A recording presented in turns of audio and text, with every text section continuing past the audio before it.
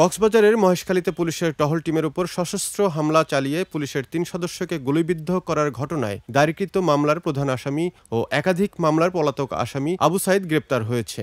এ সময় তার দেখানো মতে ৩টি আগ্নেয়াস্ত্র ও ৩টি গুলি উদ্ধার করা হয়েছে।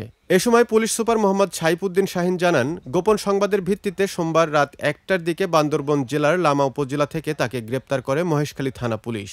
গত ১১ সেপ্টেম্বর রাত 12:30টার দিকে মহেশখালী কালারমারসার ইউনিয়নের আফজালিয়া পাড়া এলাকায় টহলরত পুলিশকে লক্ষ্য করে গুলি চালায় আবু সৈয়দের নেতৃত্বাধীন সশস্ত্র একটি দল। এতে এসআই সেলিম মিয়া, কনস্টেবল সোহেল রানা ও কনস্টেবল মাসুদ হোসেন গুরুতর আহত হন। এ ঘটনায় মহেশখালী থানায় মামলা দায়ের করা হয়। গ্রেপ্তারের পর আবু সাইদের স্বীকারোক্তি অনুযায়ী ইউনুস খালিস্থ নিজ বাড়িতে অভিযান চালিয়ে একটি দেশীয় তৈরি ১নলা বন্দুক, ২টি এলজি ও ৩টি কার্তুজ উদ্ধার করা হয়। পুলিশ সূত্রে জানা যায়, আবু সৈয়দের বিরুদ্ধে মহেশখালী থানায় ডাকাতি ও পুলিশের উপর হামলা সহ একাধিক মামলা রয়েছে।